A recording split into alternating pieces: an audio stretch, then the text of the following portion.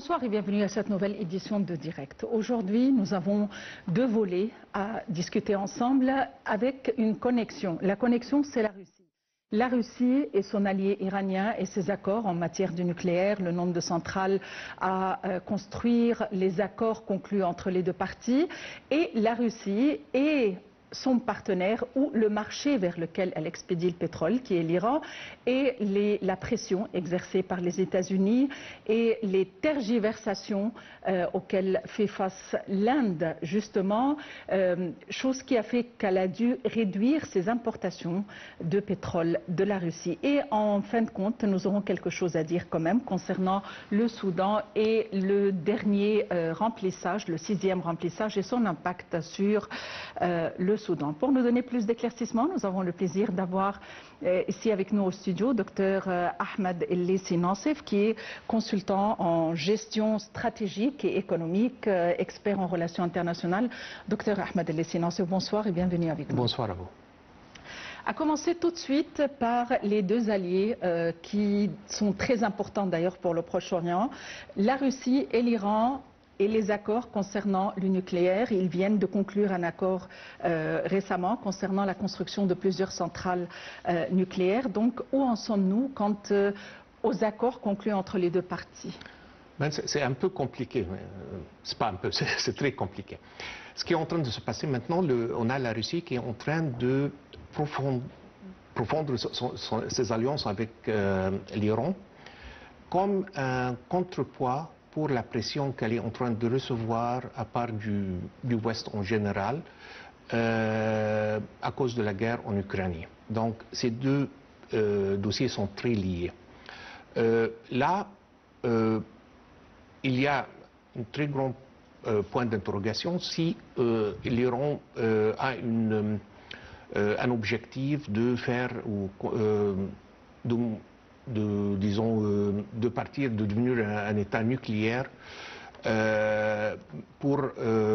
militaire, si vous voulez.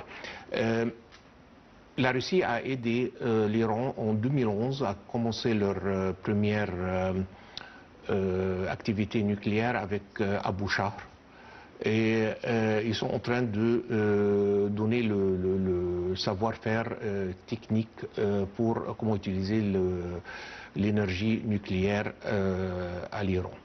Donc là, on comprend très bien que les États-Unis et la plupart des pays européens sont contre que l'Iran ait n'importe quel genre de pouvoir nucléaire militaire. Les Iraniens sont en train de toujours, dans n'importe quel forum, de confirmer qu'ils n'ont pas d'intérêt militaire dans l'énergie nucléaire, mais qu'ils ont besoin pas mal pour des utilisations civiles. Et là, mais malheureusement, ils ont eu un accord avec les États-Unis ou la plupart du Ouest en 2015. Mais dès que le président Trump a pris le pouvoir, dans la dernière fois, pas celle-ci, il a annulé cet accord, qui a compliqué les choses énormément pour les deux parties.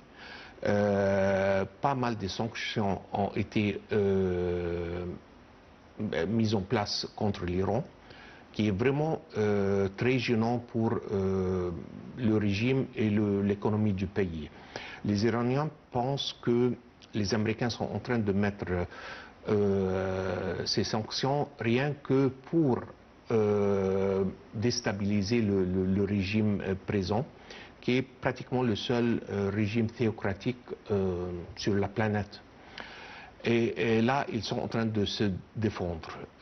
En même temps, l'Ouest ne croit pas vraiment aux déclarations que les Iraniens sont en train de poser partout, que c'est rien que pour des utilisations civiles.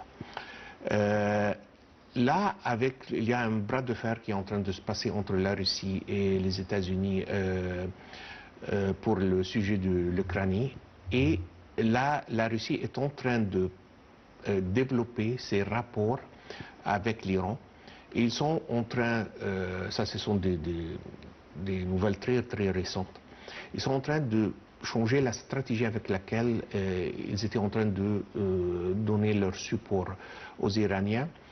Ils sont en train de changer.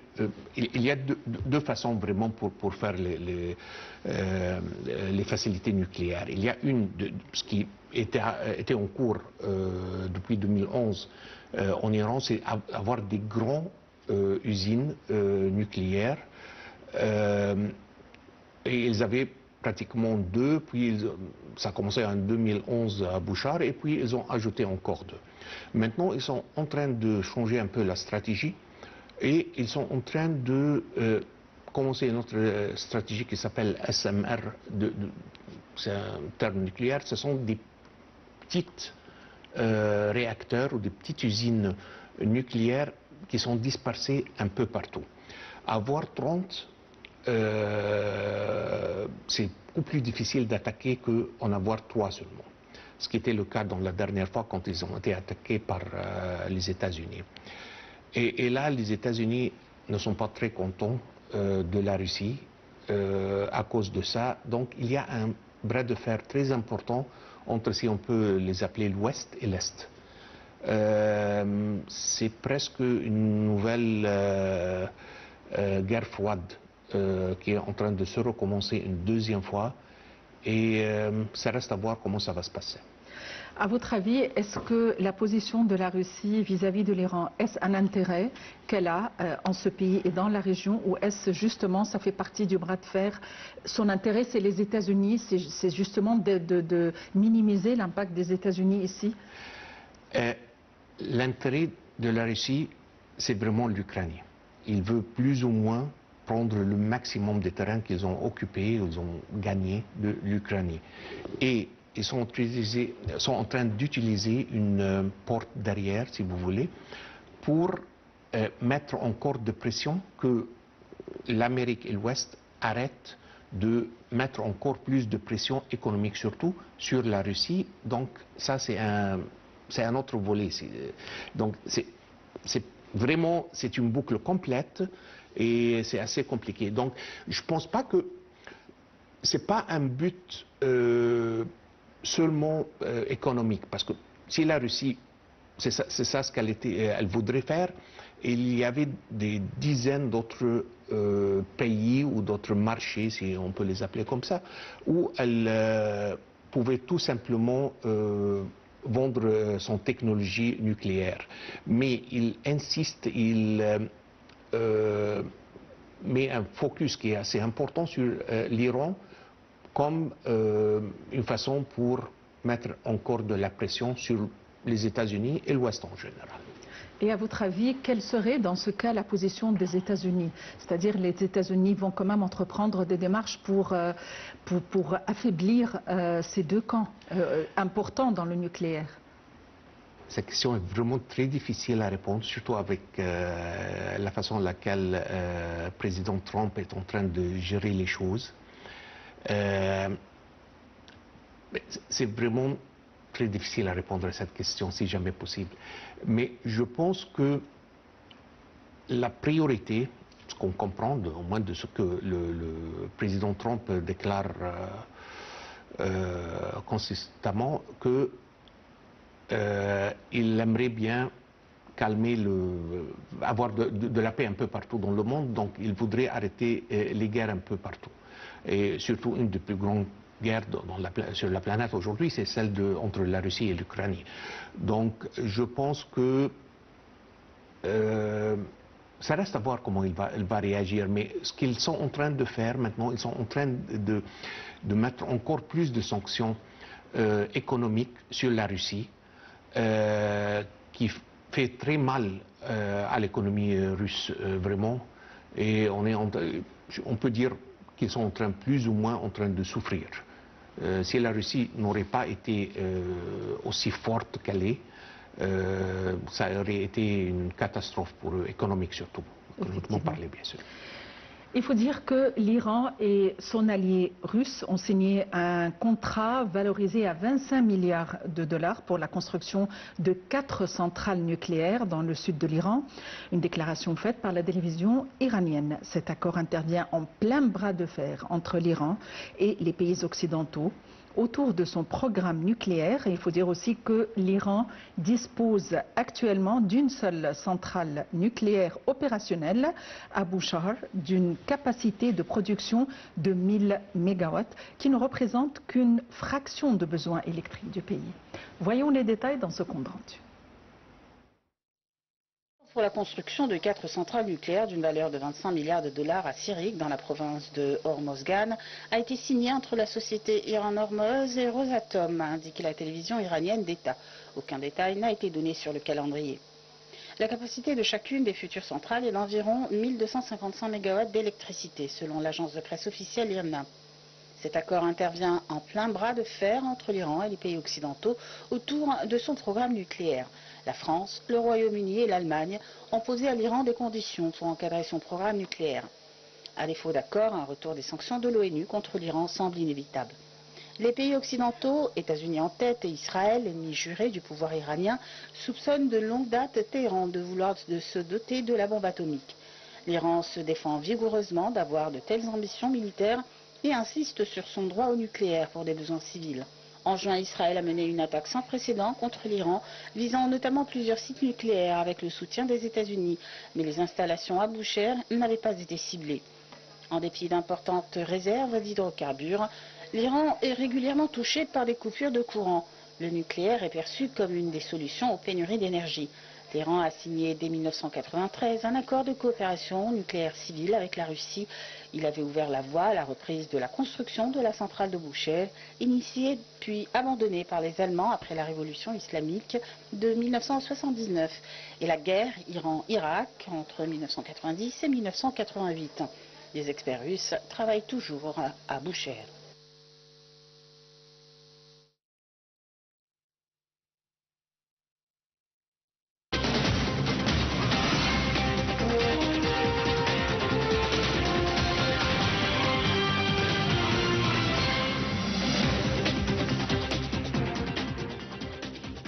Nous retrouvons de nouveau notre invité, Dr Ahmed El-Lessi Nassef, consultant stratégique, consultant de gestion stratégique et économique. Mettons l'énergie de côté, vous avez eu l'occasion de visiter l'Iran, d'y vivre, de mieux connaître l'idéologie iranienne, si on peut le dire, de mieux connaître la mentalité iranienne. Et évidemment, ça donne quand même un aperçu sur la gestion ou la manière dont ils voient les choses. Qu'est-ce que vous avez pu tirer de votre séjour en Iran? L'Iran, c'est une civilisation qui est assez ancienne, comme l'Égypte ou comme la Chine. Donc, ils sont pas faciles vraiment à négocier avec. Donc, pour eux, les négociations avec les Iraniens sont très très différentes que par exemple avec les Américains surtout. Les Américains sont très pragmatiques, ils sont rapides et ils disent les choses comme ils sont et énormément directs. Les Iraniens sont exactement le contraire de tout ça. Je pense que c'est quelque chose dans la culture iranienne, c'est devenu probablement des marchands des tapis, avec laquelle la façon ils négocient, ça peut prendre énormément du temps. Et c'est pas très simple, ils sont pas directs. Donc c'est pas très simple de comprendre vraiment où est-ce qu'on peut finir. Ils n'ont pas les façons de signalation qu'on a dans la négociation quand on négocie avec un Américain ou un Anglais ou un Occidental en général. Et c'est vraiment très très difficile de savoir, et ils sont très bien éduqués. Malgré tout ce qui s'est passé, et une des choses que moi j'ai touché personnellement quand j'ai vécu là-bas, que vraiment les sanctions ont profité l'Iran. Au contraire de pas mal d'autres pays dans la région, ils sont vraiment très indépendants. Ils fabriquent pratiquement tout. Il y a pas mal d'exemples où ils ont développer des produits ou dans les informatiques ou même dans les produits de consommation qui sont pratiquement, qui sont locales chez eux, mais pratiquement ne sont pas terriblement différents des grandes marques globales qu'on connaît tous. Donc là, ils ont été forcés d'être vraiment indépendants et ils ont bien profité de ça. Au contraire de pas mal d'autres pays qui sont assez riches, donc ils importent tout et si jamais il y a une rupture d'une autre façon, ils sont coincés et c'est très difficile de gérer la situation. Les Iraniens ont bien géré la situation, pratiquement ils sont de sanctions, je pense, ça a commencé en 78, juste après la révolution et la crise des otages dans l'ambassade américaine. Et depuis lors, ils sont en train de construire tout. C'est pas très connu que, par exemple, sans mentionner la marque, mais la plus grande usine d'une marque de voitures française fameuse est en Iran. La plus grande usine dans le monde pour cette marque est en Iran. Et, ils trouvent toujours un moyen pour survivre à toutes ces sanctions et c'est beaucoup de travail pour eux. Mais ça reste, le système théocratie, ça reste un peu, je ne veux pas utiliser le mot bizarre, mais c'est pas typique à travailler ou fonctionner avec. L'idée, la grande idée que le chef de l'État, ils étaient deux chefs de l'État. Il y a toujours un président, il y avait une vingtaine pratiquement depuis la Révolution jusqu'à aujourd'hui, mais il y a eu seulement deux chefs de l'État. Le chef de l'État dans le système iranien, c'est le plus connaissant dans la religion. Et lui, il a son propre militaire, son propre police, si vous voulez, qui s'appelle normalement le Basiji. C'est un système parallèle. Ils ont une police normale, ils ont l'armée normale, mais ils ont ce système parallèle au système. Et là, ça reste terriblement direct. Parce que pour eux, ils fonctionnent, je ne veux pas dire qu'ils ont un message de Dieu, mais c'est ça plus ou moins l'idée.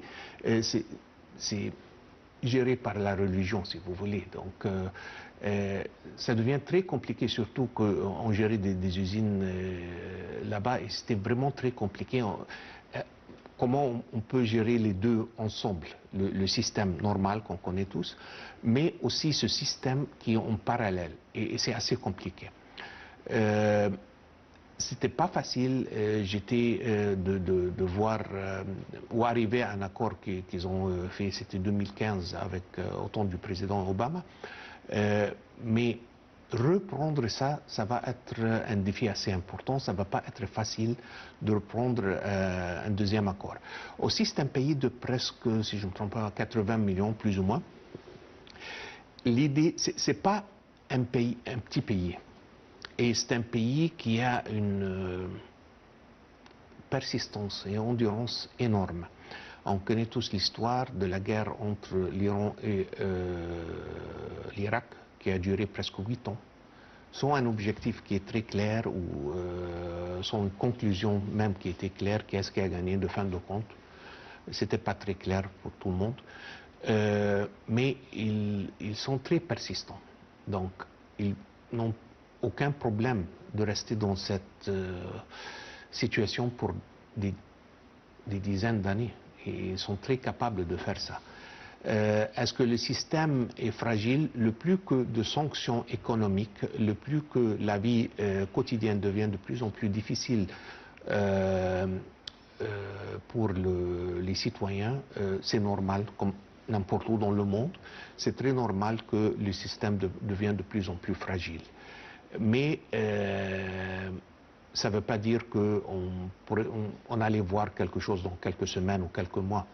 Le système est bien enraciné dans le pays et le bouleverser, ça va être très difficile, sauf si on a quelque chose, un genre d'événement qui n'est pas attendu, qui n'est pas calculé, disons par exemple décès d'un des grands chefs là-bas, là seulement peut-être on peut attendre un changement. Mais à part ça, je ne pense pas que ça va être facile. Comment peut-on qualifier la position iranienne par rapport aux pays arabes à la lumière des événements géopolitiques actuels? Est-ce qu'on peut dire que c'est une force régionale sur laquelle on pourrait s'appuyer face à Israël, / les États-Unis, ou est-ce que ça reste quand même une menace par rapport aux pays du Golfe? Vous êtes en train de me demander pas mal de questions qui sont énormément difficiles à répondre, mais j'essaye de répondre à celle-ci. La chose qu'on est sûr, que l'Iran, avec 80 millions de citoyens, c'est une force régionale. Aucun doute. Est-ce qu'on peut vraiment à 100% avoir confiance que si jamais ils vont développer des pouvoirs nucléaires, est-ce que ça peut être utilisé comme menace pour les petits pays du Golfe? Si on a les 5 pays du Golfe, à part l'Arabie Saoudite, on est en train de parler à quelques millions des pays de Qatar, si je ne me trompe pas, c'est même pas 1 million. Koweït, Bahreïn, l'Émirat, on est en train de parler de 3, 4, 5 millions avec des pouvoirs qui sont assez modestes sur le niveau militaire. Et il y a pas mal de différences entre les deux côtés. Disons, différences aussi sur le niveau, je ne veux pas dire religieux, mais avec la façon de faire les choses. Donc, c'est difficile, surtout, si on prend en compte le plan ou les milicias que l'Iran avait mis en place pratiquement Liban, la Syrie, le Yémen, et ils ont été très fiers de dire on contrôle plus ou moins les décisions dans 5 pays arabes. Donc si quelqu'un a cette histoire, est-ce qu'on peut leur faire confiance à 100%? Ça reste un peu un point d'interrogation. Est-ce que... mais pour eux aussi, l'ennemi, dans leur vision, si vous voulez, ça reste toujours Israël. Ce que je ne suis jamais d'accord avec le Premier ministre israélien, mais bien sûr, parmi les choses qu'il a dit, et ce qui est vrai, que l'Iran va toujours viser l'Israël. Dans ce régime qu'on a maintenant en Iran, pour eux, l'ennemi, c'est vraiment Israël. Je pense que peut-être il peut toujours appuyer, si jamais il devient nucléaire ou si jamais il se libère un peu, il peut être un pion très important dans la région. Il peut, et je pense que ça va être normal même d'attendre qu'ils vont utiliser pas mal de disons, de pression sur les petits pays du Golfe, mais je ne pense pas que ça va aller assez loin que les viser directement. Mais pour Israël, je pense qu'ils vont être une menace, parce qu'on vient de voir il y a quelques mois maintenant ce qui s'est passé entre les deux pays. Et ça s'est arrêté, c'est tout à fait vrai, mais les raisons pour le conflit qu'on a vu il y a quelques mois sont toujours là. Et c'est de là qu'on peut attendre que ça peut reprendre une deuxième fois si jamais ils ont les moyens de faire ça. Donc oui, ils sont une force très importante avec la Turquie, avec l'Égypte. Leur intention dans le futur, ça va être premièrement viser Israël, et deuxièmement, probablement ils vont avoir un peu plus de pouvoir, si vous voulez, sur les pays du Golfe ou la région du Golfe en général, de ce qu'ils ont aujourd'hui. effectivement. Eh bien, passons à New Delhi. New Delhi qui tente de maintenir un terrain d'entente en réduisant ses importations en provenance de Moscou, rien que pour apaiser Washington. Nous allons voir les détails dans ce compte rendu. Les expéditions vers le troisième plus grand consommateur mondial de pétrole ont atteint 1,61 million de barils par jour en septembre, contre 1,72 million de barils par jour le mois précédent. Par rapport à un an plus tôt, les flux russes sont en baisse de 16%, conformément à la fourchette indiquée par des personnes proches du dossier en août. Les négociants en pétrole surveillent de près les échanges auprès que Washington ait imposé un droit de douane punitif de 50% sur les importations de biens indiens afin de pousser New Delhi à réduire sa dépendance au pétrole russe, tout en s'abstenant de mesures similaires contre la Chine, un autre acheteur majeur. L'Inde a réagi clairement, affirmant que les accords sont déterminés par les prix et qu'ils se poursuivront. Parallèlement, elle n'a pas caché sa volonté d'accroître ses achats d'énergie américaine dans le cadre des négociations avec Washington sur les relations bilatérales. Le mois dernier, la ministre indienne des Finances avait déclaré que son pays continuerait d'acheter du pétrole russe, choisissant ce qui sert au mieux aux intérêts de l'Inde. Les attaques de drones sur les infrastructures énergétiques russes n'ont eu aucun impact sur les flux de brut vers l'Inde. Les raffineurs auraient sécurisé suffisamment de brut de l'Oural pour une livraison en novembre. Les données sur les importations indiennes concordent également avec d'autres indicateurs reflétant la capacité de Moscou à assurer le transport de ses expéditions. Les exportations russes de pétrole brut maritime ont atteint leur plus haut niveau en 16 mois au cours des 4 dernières semaines, s'établissant en moyenne à 3,62 millions de barils par jour jusqu'au 28 septembre. Il s'agit du niveau le plus élevé depuis mai 2024.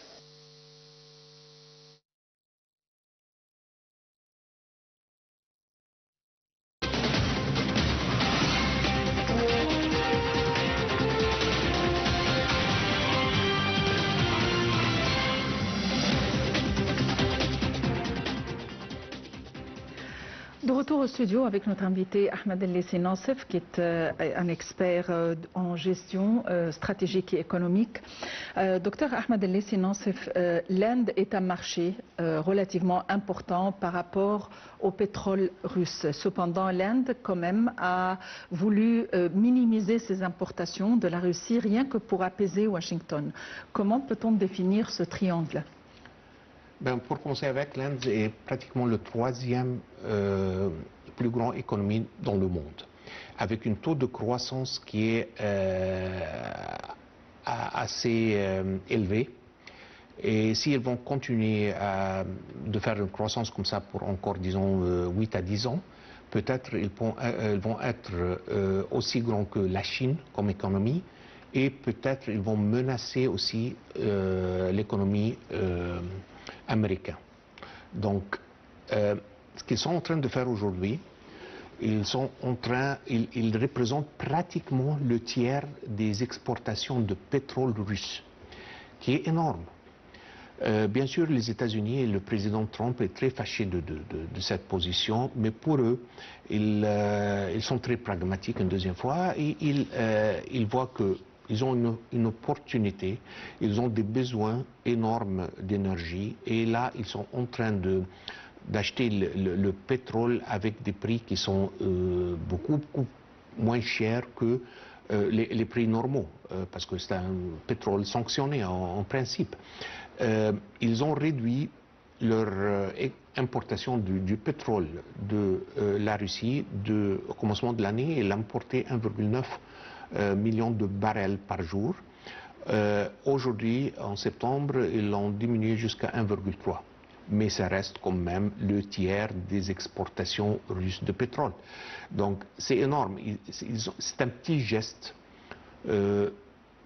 pour faire plaisir aux États-Unis et éviter ce qui a été fait, les 50% de taux d'importation ou d'élévation de taux d'importation au taux de douane imposé sur les produits indiens.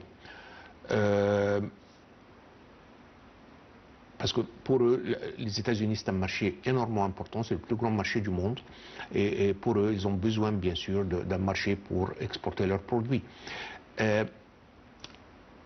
Autant que ces sanctions restent en place. On a vu ça il y a pratiquement quelques semaines.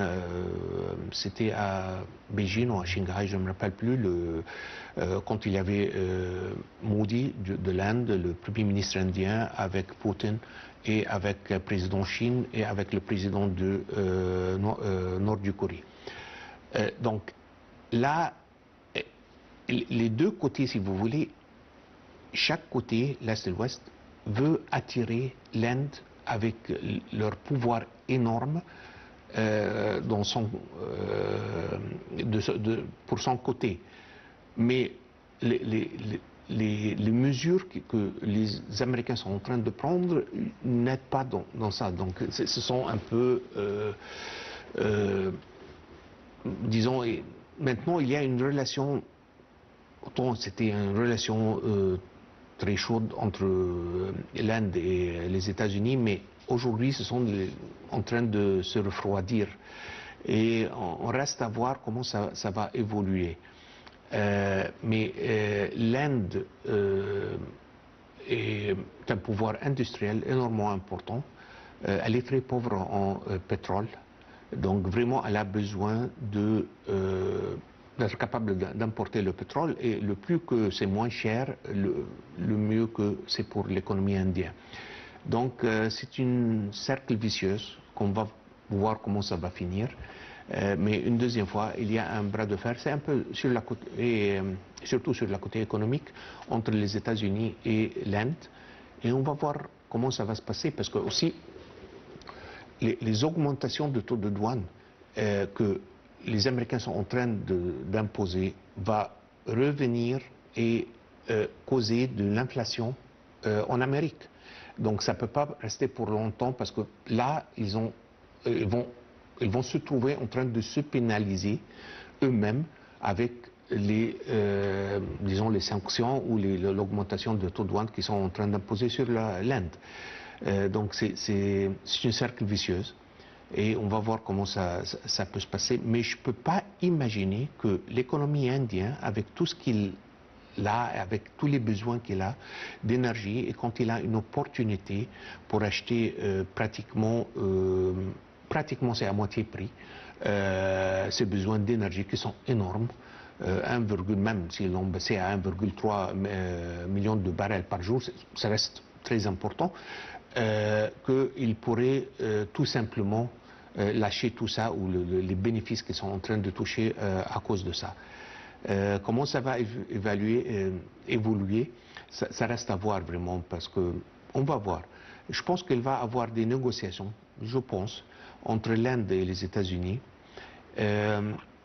pour essayer d'apaiser les tensions qui sont au maximum maintenant. Et là, on va voir comment ça va se passer.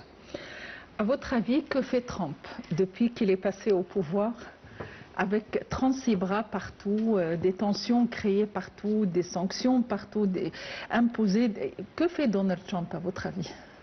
Dans une seule phrase,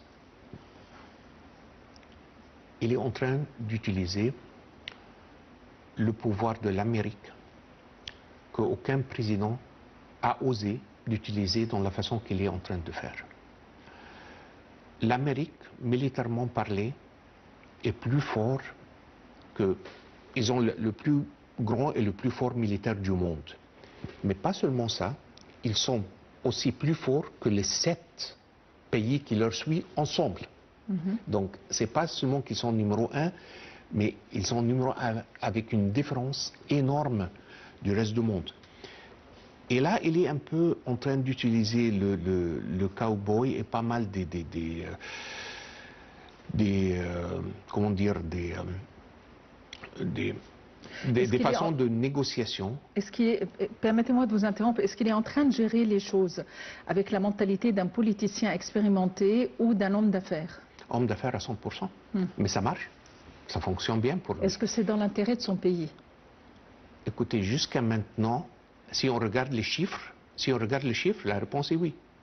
C'est pas, il n'est pas très galant avec la façon dont il fait les choses, mais honnêtement, oui, dans les chiffres, on les voit. Jusqu'à maintenant, on est en train de voir une amélioration assez importante. On est en train de voir une baisse dans l'inflation américaine. On est en train de voir ce qui est en train de se passer. Les intérêts, le taux d'intérêt sont en train de baisser. C'est bien parce que là, il est en train de agiter et augmenter les échanges dans la bourse. Mais il y a une chose qui est énormément sérieuse. Et ça on ne va pas voir les résultats directement de ce cas. Qu'est-ce qui est en train de se passer? Pratiquement toutes les économies du monde étaient en train de mettre leurs réserves en dollars américains. Aujourd'hui, on voit que la plupart des banques centrales autour du monde sont en train de faire un changement de poids. Ils sont en train de prendre le poids des dollars américains à l'or. Et c'est pour cela qu'on est en train de voir le prix d'or en train de flamber. Aujourd'hui, c'est je pense, si je ne me trompe pas, c'est un record à 3800 ou quelque chose plus ou moins à ce niveau. Et ça, c'est un chiffre qui fait peur. Mais la Chine était toujours le plus gardant des dettes américaines dans le forme ce qu'on appelle T-bills. Mais aujourd'hui, c'est en train de changer. La Chine est en train très doucement de vendre pas mal de ce qu'ils ont en T-bills américains et le remplacer par des réserves d'or.